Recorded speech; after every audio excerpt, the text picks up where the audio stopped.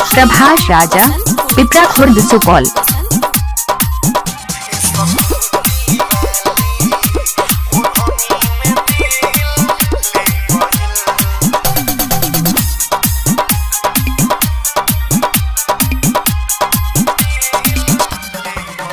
मन भइल बाबे चैन कहीं मिले नहीं चैन हमरा लागे यार प्यार हो गइल स्कूटी वाली ओढ़नी में दिल ले गइल स्कूटी वाली ओढ़नी में दिल ले गइल।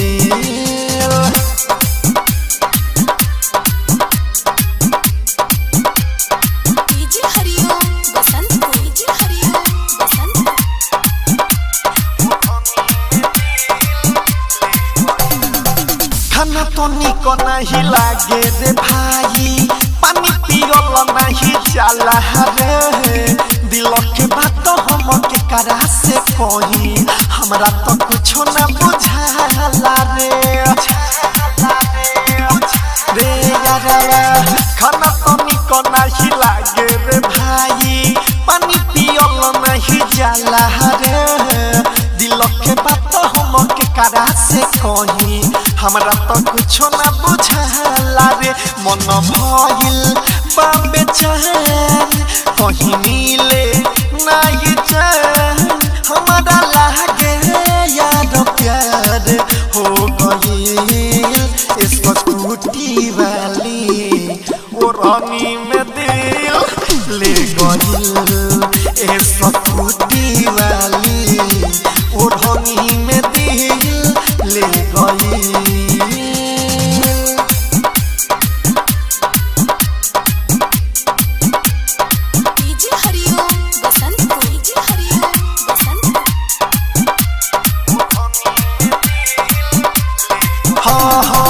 किसन सुधीर बात कहतानी साचे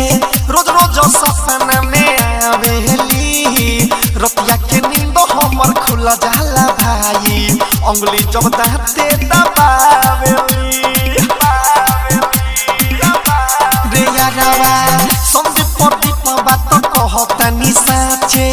रत्नेश के सपना में आवेली रतिया के नींद हमर खुला जाला भाई अंगुली जब दाते दबावेली मन भइल बाबे चैन कहीं मिले नहीं चैन हमरा लागे यार प्यार हो गइल स्कूटी वाली ओढ़नी में दिल ले गइल स्कूटी वाली ओढ़नी में दिल ले गइल।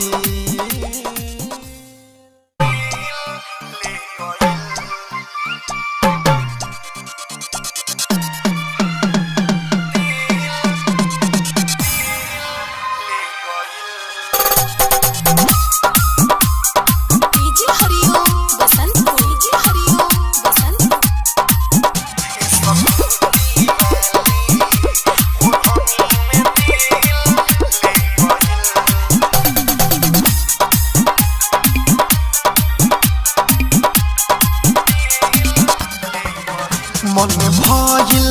बाबे चैन कहीं मिले नहीं चैन हमरा लागे यार प्यार हो गइल स्कूटी वाली ओढ़नी में दिल ले गइल स्कूटी वाली ओढ़नी में दिल ले गइल।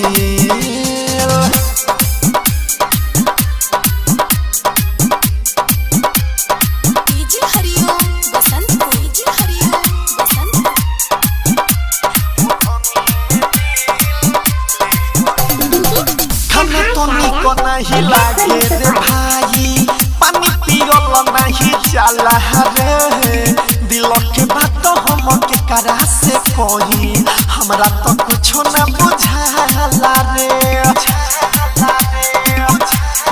यारा खाना तो निको नहीं लागे रे भाई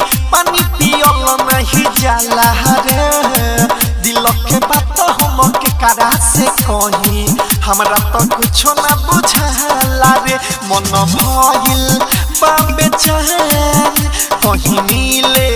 नहीं चैन हमारा लागे यार प्यार हो गई इस स्कूटी वाली वो रानी में दिल ले गई इस स्कूटी वाली वो रानी में दिल ले गई।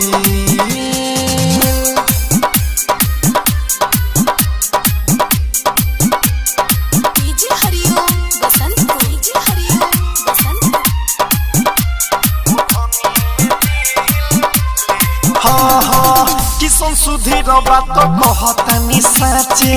रोज रोज सपना में आवेली रतिया के नींद हमर खुला जाला भाई अंगुली जब दाते दबावेली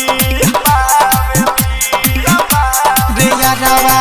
संदीप प्रदीप बात कहतानी साचे रत्नेश के सपना में आवेली रतिया के नींद हमर खुला जाला भाई अंगली जब तहते दबावेली मन भइल बाबे चैन कहीं मिले नहीं चैन हमारा लागे यार प्यार हो गई स्कूटी वाली वो रानी में दिल ले गई स्कूटी वाली वो रानी में दिल ले गई।